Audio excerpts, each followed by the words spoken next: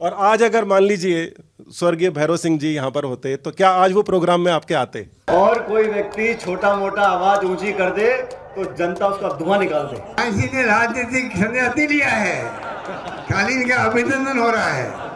तो केवल सीकर जिले में ही नहीं, पूरे राजस्थान में जिनकी बात हो रही है, चौधरी नारायण सिंह जी वो हमारे साथ हैं। और आज हम जानेंगे कि 61 साल उन्होंने जिस प्रकार से राजनीति में पूरे करे हैं, उनका यह सफर कैसा रहा और फिर कुछ खास बातें जो आप भी पूछना चाहेंगे वो हम पूछेंगे। मुझे काम करने में इतना इंटरेस्ट आता है, मेरे क्षेत्र के लोगों ने मुझे भरपूर सहयोग किया, और चाहे एमएलए बनूं, चाहे मिनिस्टर बनूं, चाहे प्रधान बनूं, प्रमुख बनूं, मंत्री बनूं, पार्टी इतनी बड़ी पार्टी का अध्यक्ष बनूं, ये कोई कम बात नहीं है। मेरे लिए बहुत गौरव की बात है कि मैंने मेरे काम के कारण से ये सब कुछ ये किया।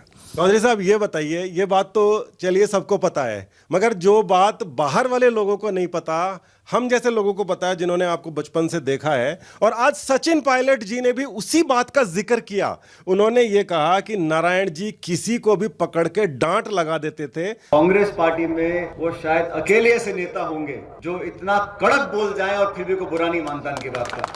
और कोई व्यक्ति छोटा मोटा आवाज ऊंची कर दे तो जनता उसका धुआं निकाल दे।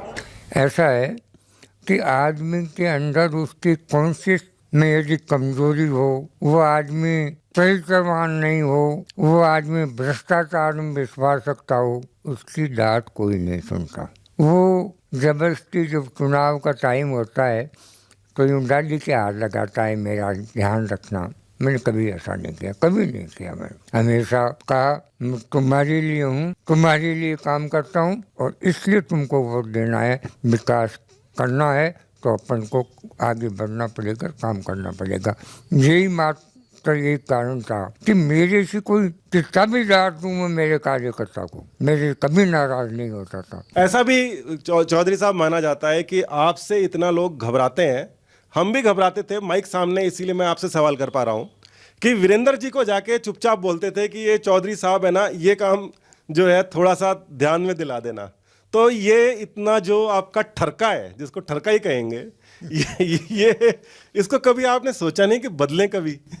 नहीं, बदलने की मैंने कभी की भी नहीं। मैं चाहे चीफ मिनिस्टर से बात करूं, चाहे मिनिस्टर से बात करूं, मेरी बात जो है स्पष्ट मैं कहता हूं, ये काम है, ये करना है। और मुझे कभी चाहे मुख्यमंत्री हो, चाहे मंत्री हो, चाहे नेता हो, कभी निराश नहीं किया। मेरा मनोबल बधाई है, कमजोर करने की कभी चेष्टा किसी ने नहीं की। आपने आज प्रोग्राम था उसमें देखा होगा कि चीफ मिनिस्टर भी ये कहता था इनके काम कराने का तरीका ही अलग है। ये बिल्कुल सही है कि हमने काम, ठीक है ये काम है, करवा लिया। मेरी एक ये हमेशा मानसिकता रही है कि मैं काम के आगे कभी भी राजनीति को नहीं आने दी मैंने, कभी भी, कि इसने मेरे को वोट दिया था तो इसका काम करूं, और इसने मुझे वोट नहीं दिया तो मैं इसके खिलाफ करूं, मैं नहीं करता। मेरे कार्यकर्ताओं को कहता हूँ भाई गलत काम के लिए मत करना, मैं कहूँगा नहीं किसी को, और मैंने कभी नहीं किया। चौधरी साहब, गहलोत साहब ने आपसे एक प्रश्न पूछा था, उन्होंने अपने भाषण के दौरान ही दिया था, और उस पर पूरा का पूरा जितने भी वहां पर हजारों लोग थे वो सब हंस रहे थे। वो प्रश्न मैं दोबारा से आपसे पूछना चाहूंगा। उन्होंने कहा था कि 61 साल हो गए हैं और नारायण जी ने अब तक राजनीति करी है और अब रिटायर हो रहे हैं, फिर अचानक से उनको याद आया और आपसे उन्होंने पूछा, किसी ने राजनीतिक सन्यासी लिया है, खाली इनका अभिनंदन हो रहा है। चलने फिरने की स्थिति में जब तक हूँ तब तक एक युवा जो हैं उनको प्रेरणा मिलती है। उनसे हम ये कहते हैं कि आप सीखने की आवश्यकता है कि किस तरह से काम होते हैं, किस तरह से काम करना चाहिए, किस तरह से सेवा भावना से काम करना चाहिए। चौधरी साहब ये बात बताइए, अब आपसे मैं क्वेश्चन पूछूंगा। आप राजनीति के अंदर इतने समय से हैं, मगर आपने कभी अपना पराया नहीं समझा और कभी अपनों को ज्यादा बेनिफिट भी नहीं दिया। सारे के सारे काम आपने ऐसे करे हैं जो राजनीति नहीं कहलाते, फिर आपने राजनीति क्या करी है? मैं आपको सही बता रहा हूँ कि अलग अलग आदमियों की अलग अलग तरीका होता है। कई ये है कि वोटर को मुगालते में रख करके, भ्रमित करके, बड़े ख्वाब दिखा करके राजनीति करते हैं। मैं ऐसा नहीं कर किया मैंने, और नहीं मैं कहता हूँ करना चाहिए किसी भी राजनीतिक हो ये। उसको तुम मेरी दासापत्ति दोगे तो इससे बुरा काम तो कोई दूसरा हो ही नहीं सकता। ये बताइए कि बिल्कुल ये हमारी भी देखी हुई बात है, आप चुनाव प्रचार के दौरान में भी कई सारे जो काम होते थे आप मना कर देते थे कि ये काम नहीं हो सकता, मगर ये काम मैं करवा दूंगा। और ये सामने वाली जो पार्टी होती थी वो हमेशा बड़े बड़े वादे करा करती थी, फिर भी आपके ऊपर विश्वास क्यों रहा करता था वहां पे जनता को?